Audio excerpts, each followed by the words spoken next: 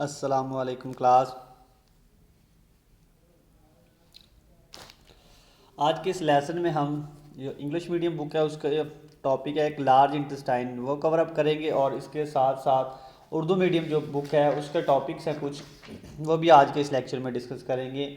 Urdu medium के topic जो हैं उसमें है लाभ दखन और असाब, थूक के गदूद यानी सलाइवरी ग्लैंड, गज़ा और गज़ा की नाली। ये भी आज के इस लेक्चर में हम उर्दू मीडियम के कुछ टॉपिक्स हैं वो भी साथ डिस्कस करेंगे। तो सबसे पहले देखते हैं जी लार्ज इंटेस्टाइन, और उसके बाद जो है उर्दू मीडियम का फिर हम साथ करेंगे। चले जी देखते हैं जी लार्ज इंटेस्टाइन क्या है जी, और इसकी कंपोजिशन क्या है।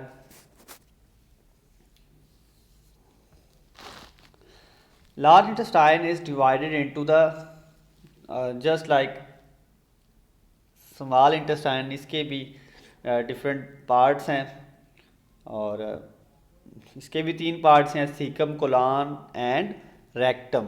तो लार्ज इंटेस्टाइन के 3 पार्ट्स हैं, सीकम, कोलान एंड रेक्टम। तो कोलान को फर्दर जो है 3 कैटेगरी में डिवाइड किया जाता है। कोलान हो सकती है ascending Kolhan, transverse Kolhan and descending Kolhan. ये इनकी जो है एब्डोमिन में जो है इनकी लोकेशन की वाइज जो है इसको फर्दर कुछ किसी पोर्शन में एक तो अपवर्ड मूव कर रही है कोलान, उसे हम असेंडिंग कर रहे हैं। ये ट्रांसफर्स है, हॉरिजॉन्टल मूव है उसे ट्रांसफर्स कह देते हैं, और डाउनवर्ड मूव कर रही है तो इसे कह देते हैं डिसेंडिंग कोलान। तो बेसिकली है कोलान ही। तो ये 3 पार्ट्स आपने याद रखने हैं, सीकम, कोलान एंड रेक्टम। ये 3 पार्ट्स हैं लार्ज इंटेस्टाइन के। अब कोलान की बात करें तो कोलान में भी 3 फर्दर टाइप्स हैं। इसमें ascending Kolhan, transverse Kolhan and descending Kolhan होती हैं। ये 3 तरह की इसकी फर्दर टाइप्स हैं। द सीकम, तो फर्स्ट पार्ट जो है सीकम है उसकी हम बात करते हैं। The caecum is a swollen sac located in the lower right hand portion of the abdominal cavity। तो एब्डोमिन कैविटी में राइट साइड पे, एब्डोमिनल कैविटी की राइट साइड पे मौजूद होता है सीकम। और ये बेसिकली एक स्वेलअप, एक सैक सा है, एक थैला है जो स्वोलन जो है जिसमें एयर इनफ्लू, ये कह लें कि स्वोलन सा एक उबार सा होता है, छोटा सा पोर्शन है ये। It is very large and herbivorous animal. तो जो हर्बीवोरस होते हैं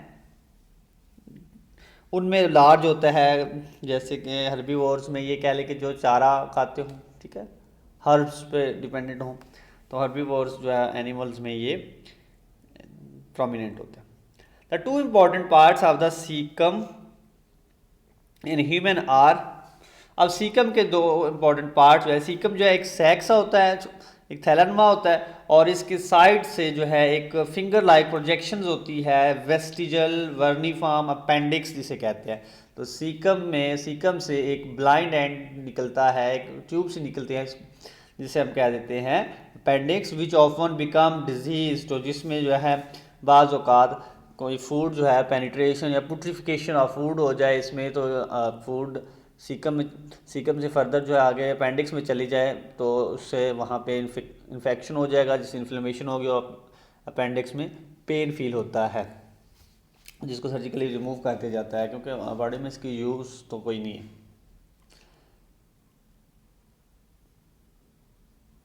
एंड द इलियोसिकल वाल्व। तो अब जो है सीकम के 2 इंपॉर्टेंट, एक अपेंडिक्स और दूसरा जो है इलियोसिकल वाल्व होता है, membranous structure between the caecum and small intestine. यानी कि स्मॉल इंटेस्टाइन, इलियम जो उसका पार्ट है, स्मॉल इंटेस्टाइन का लास्ट पार्ट जो कनेक्ट होता है सीकम के थ्रू, लार्ज इंटेस्टाइन का फर्स्ट पार्ट है सीकम, तो उसके साथ आके कनेक्ट हो जाता है, इलियोसिकल वाल्व होता है, ठीक है। That regulate the passage of food material from the small intestine to the large intestine and also prevent the passage of toxic waste product from the large intestine back into the small intestine. यानी कि small से large में जा सकते हैं food, लेकिन large intestine से back flow नहीं होता, 1 वे वाल्व होता है, इलियोसिकल वाल्व, ठीक है। तो ये 2 इसके पार्ट्स हैं। अब उसके बाद अगर हम बात करें कोलन की, तो ascending colon arises along the right side of the abdominal cavity. तो जो असेंडिंग जो कोलन का जो अपवर्ड पार्ट मूव कर रहा है वो होता है राइट साइड पे। The transverse colon runs across the body to the left side. अब राइट से लेफ्ट साइड की तरफ हॉरिजॉन्टल जो है, यानी राइट से लेफ्ट की तरफ मूव करता है कोलन का पार्ट जो है।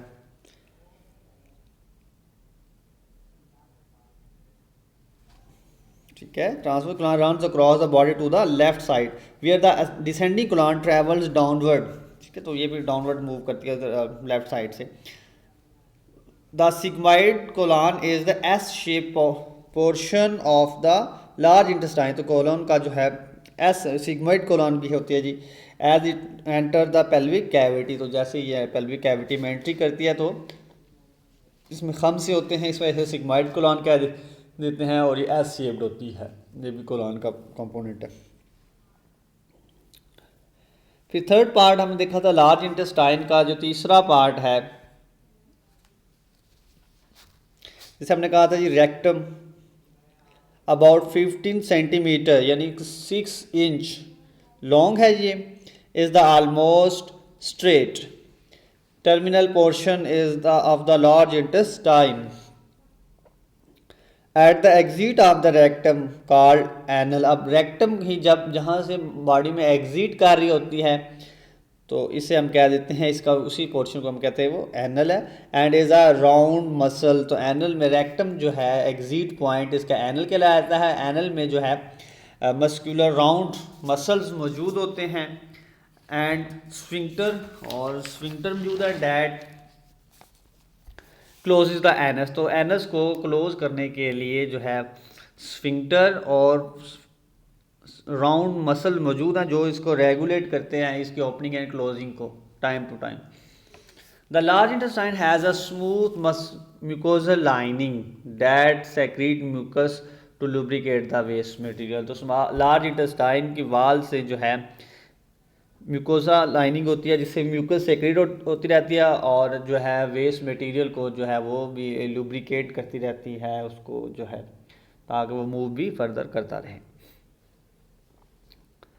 Food and waste material are moved along the length of the intestine. तो फूड और जो भी वेस्ट मटेरियल है वो तमाम लेंथ में जो है सीकम कोलन एंड रेक्टम से ऐसे मूव करते रहते हैं।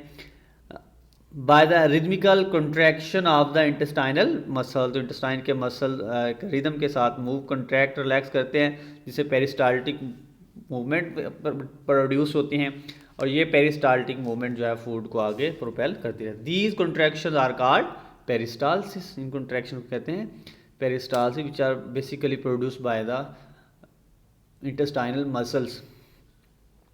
The entire intestine is held in place in the abdominal cavity by membranes called mesenteries।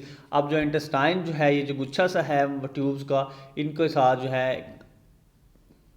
मेजेंट्रीज के जो मेम्ब्रेन है, स्पेशल किस्म के मेम्ब्रेन जो कि एब्डोमिनल कैविटी के साथ इन्हें अटैच रखते हैं, इसे हम कहते हैं मेजेंट्रीज। ठीक है, तो मेजेंट्री के थ्रू जो है डाइजेस्टिव सिस्टम जो है वो होल्ड किया होता है।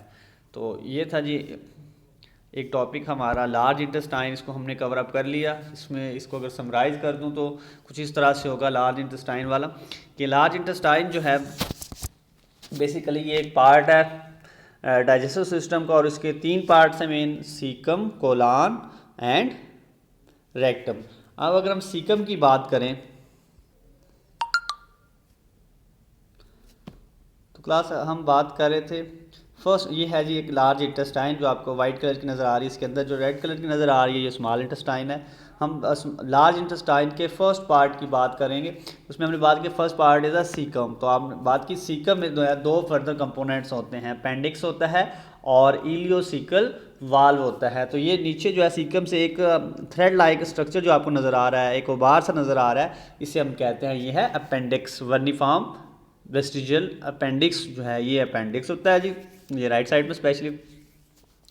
और अब अगर बात करें इसका सेकंड पार्ट जो है सीकम का सेकंड कंपोनेंट है वो है इलियोसिकल वाल्व। तो इलियम जो है ये स्मॉल इंटेस्टाइन, यहाँ पे कनेक्शन बना रही है स्मॉल इंटेस्टाइन जो एंट्री कर रही है, ये जो कनेक्ट हो रही है स्मॉल इंटेस्टाइन लार्ज इंटेस्टाइन के साथ थ्रू दिस वाल्व है इलियोसीलक, इलियम और सीकम के साथ जब कनेक्शन हो रहा होता है उसे कहते हैं इलियोसिकल वाल्व, जो है सेकंड कनेक्शन इसका ये है।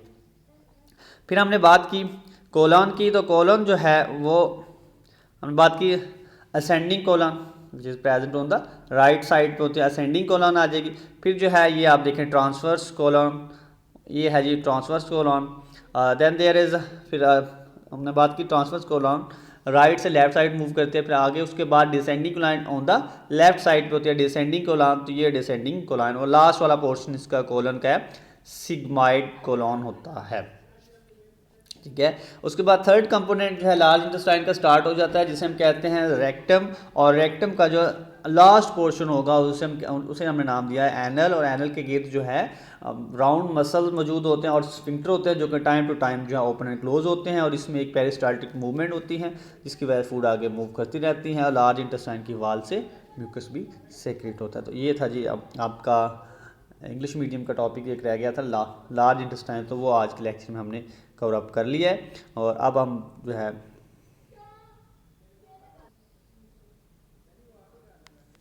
तो ये है जी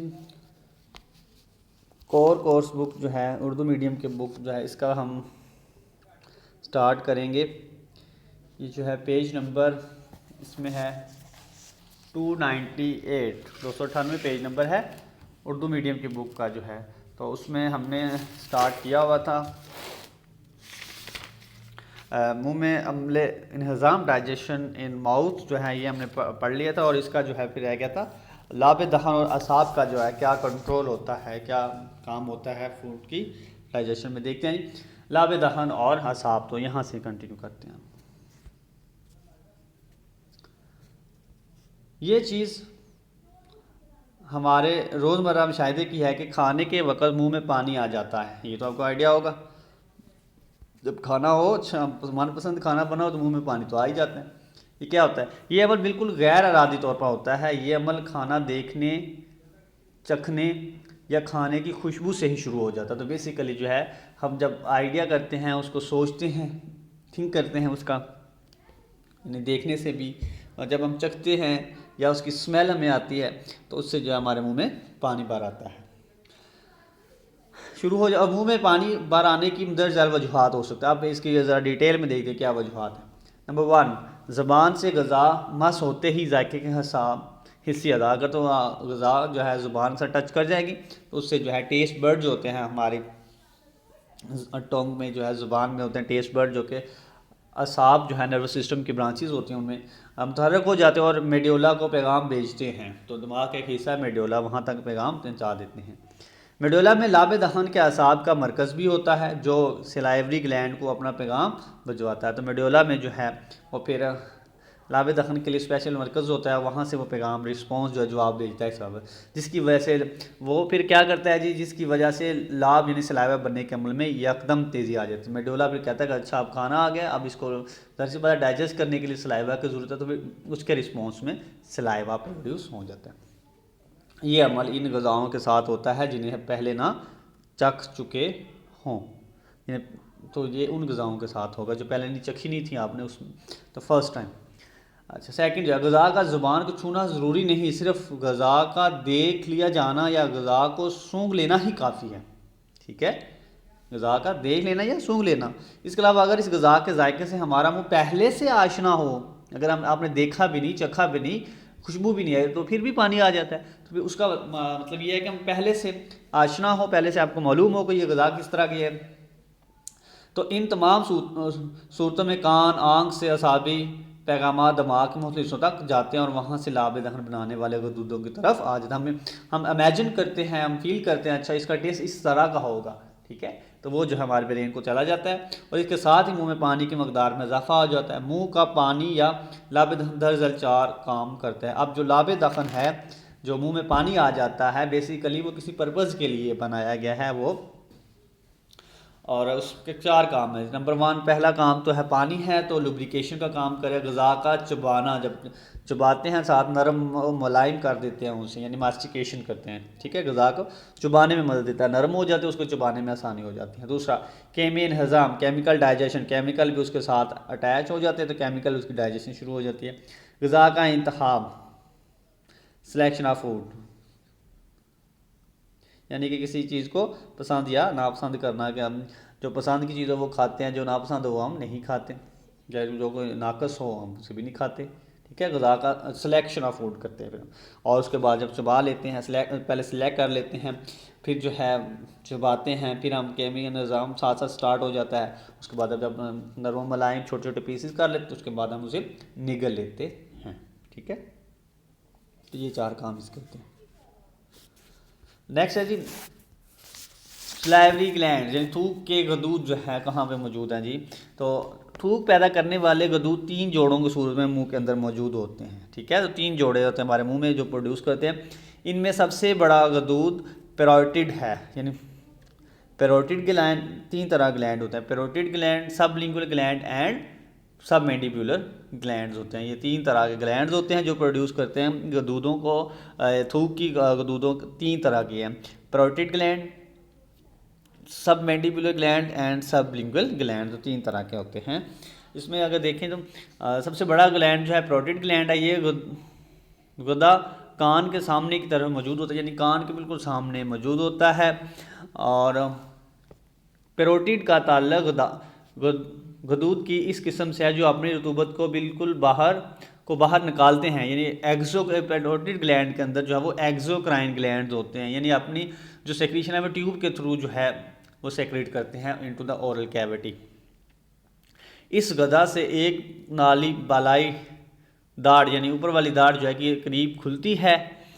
पैरोटिड ग्लैंड को की सोजन का नाम ही कन पेड़े है। बेसिकली जो कन पेड़े होते हैं, जो कान सूज जाते हैं, कान का राउंड अबाउट एरिया स्वेलअप हो जाए, बेसिकली वो पैरोटिड ग्लैंड जो है वो स्वेलअप हो चुके होते हैं। ये अर्जा बच्चों को होता है, बच्चों के चेहरे के दोनों अतराफ मतवरम हो जाता है, मतवरम हो जाए, दोनों कानों के दोनों तरफ स्वेलिंग हो जाती है, जब बकिया 2 जोड़े निचले जबड़े, अब वो कंप्लीट हो गया जी हमारा पैरोटिड ग्लैंड, ठीक है।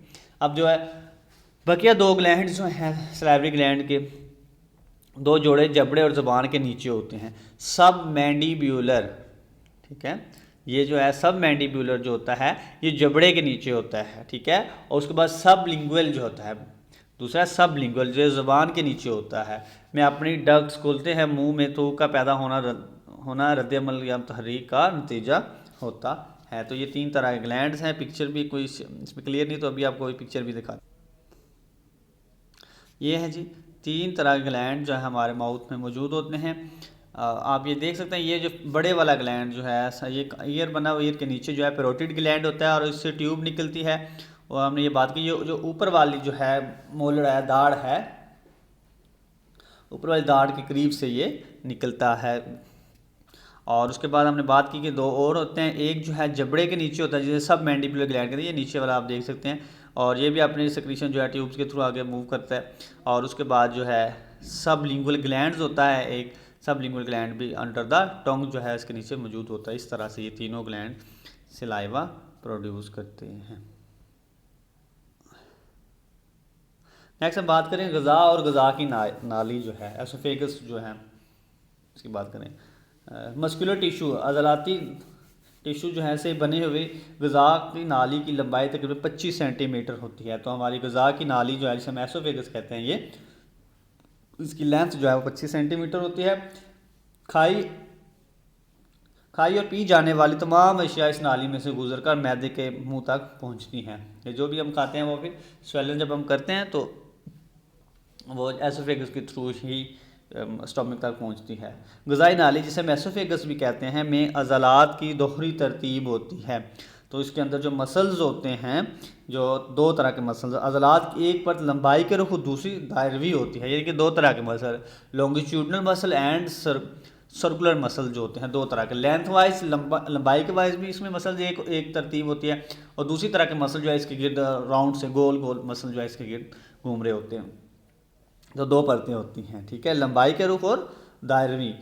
मरी की बलाई अजलाती, मरी से हम गज़ा की नाली को मरी भी कहते हैं। मरी की बलाई अजलाती तह में अरादी अजालात, जबकि दरमियानी तह अरादी और गैर अरादी अजालात, और सबसे निचली तह में सिर्फ गैर अरादी अजालात मौजूद होते हैं। तो इसमें फिर अजालात जो हैं, जो मसल जो हैं बलाई तह में जो है, बलाई अजालाती तह में अरादी यानी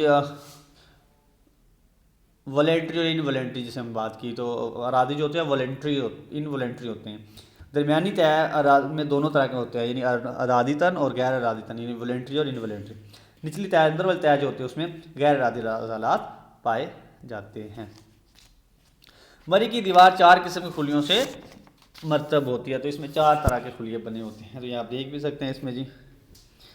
और अंदरूनी तय म्यूकस मेम्ब्रेन से बनी होती है, और इस सतह पर चिपटे खुलियों की बहुत सी तहें मौजूद होती हैं। ये झिल्ली मरी की अंदरूनी तह की हिफाजत का काम भी करते हैं, यानी अंदरूनी सेल जो है वो म्यूकस पर प्रोड्यूस करते हैं। इस तह में म्यूकस ग्लैंड मौजूद होते हैं जो गाढ़ी बलगमी रतूबत पैदा करते हैं। लंबाई का रुख मरी में काफ़ी गड़े भी पाए जाते हैं। तो इसमें जो है सबसे पहले अंदरूनी तह, सबसे अंदर वाली जो एसोफेगस की अंदरूनी तह होती है वो म्यूकस मेम्ब्रेन होती है बेसिकली, और वो म्यूकस ग्लैंड होते हैं जो कि म्यूकस प्रोड्यूस कर रहे होते हैं। दूसरी तह की अगर हम बात करें, जिसे हम सब म्यूकोसा कहलाती है, और इसमें मौजूद गाढ़ी रतूबत यानी म्यूकस मरी की अंदरूनी सतह को चिकना और तर रखती है, लिहाजा गज़ा रुके बगैर सीधी तरतीब तर आती है। दूसरी तह इसकी म्यूकोसा होती है, सब म्यूकोसा होती है, म्यूकोसा के अंदर सब म्यूकोसा। और तीसरी तह अज़लाती तह कहलाती है, मसल्स की होती है। ये अज़लात के फैले और सिकुड़ने के नतीजे में गज़ा को निगल कर मैदे तक पहुँचाते हैं। तो ये तह जो है कंट्रैक्शन रिलैक्सेशन करके सिकुड़ कर और फैल कर जो है गज़ा को आगे मूव करते हैं। इन अज़लात के दरमियान मखसूस असाबी खुलिये पाए जाते हैं, जिनसे मखसूस असाब मुंसलिक होते हैं, और इन असाब का जाल अज़लात की हरकत को कंट्रोल करते हैं। फिर वो कहते हैं जी कि ये जो मसल्स होते हैं एसोफेगस के, जो है इनको जो है नर्वस सिस्टम की ब्रांचेस मिली होती हैं, वही रेगुलेट कर रहे होते हैं कि किस तरह से इन्हें कॉन्ट्रैक्ट और रिलैक्स करते हैं, एक तरतीब के साथ जो है कंटिन्यूटी जो है इनमें मौजूद हो। और 4 नंबर जो है सबसे बैरूनी तह अलहाकी नसाइज यानी कनेक्टिव टिश्यूज़ पर मुश्तमिल होती है। सबसे बैरूनी तह कनेक्टिव टिश्यूज़ होती है, जिसे हम अलहाकी नसाइज कहते हैं। ये तह मरी यानी एसोफेगस को सांस की नाली, ट्रैकिया और इर्द गिर्द की दीगर चीज़ों से जोड़ देती है, यानी कनेक्टिव टिश्यू जो है कनेक्ट करती है एसोफेगस को, ताकि अपनी जगह पे प्लेस कर सके, अपनी जगह में मौजूद रहे। मरी का निचला सुराख मैदे में खुलता है, तो एसोफेगस जो होती है मरी जो है इसका नीचे ऊपर वाला तो माउथ ओरल कैविटी के साथ, और नीचे वाला इसका एंड जो होता है एक ट्यूब होती है ना बेसिकली 25 सेंटीमीटर लंबी, और एसोफेगस का दूसरा पार्ट जो है वो मैदे के साथ कनेक्ट होता है, जो कि आम हालात में तो बंद रहता है, लेकिन जो ही गज़ा इस जगह पहुँच गया तो फ़ौरन खुल जाता है। जब गज़ा पहुँचे नीचे वाले हिस्से तक एसोफेगस के, तो वो फिर जो है स्टोमिक का वाल ओपन हो जाता है और गज़ा मैदे में दाखिल हो जाती है। तो इस तरह से जो है मरी की हड्डी जो है गज़ा को अल्टीमेटली टू द स्टमक जो है मैदे तक वो पहुंचा देती है। तो ये था जी स्टूडेंट उर्दू मीडियम का भी साथ आज हमने एक टॉपिक कवर कर लिया। कल इंशाल्लाह नेक्स्ट जो है साथ साथ इंग्लिश और उर्दू मीडियम दोनों के टॉपिक्स जो हैं वो साथ मिला के हम कंटिन्यू करेंगे। ठीक है जी, ओके जी क्लास, अल्लाह हाफिज़।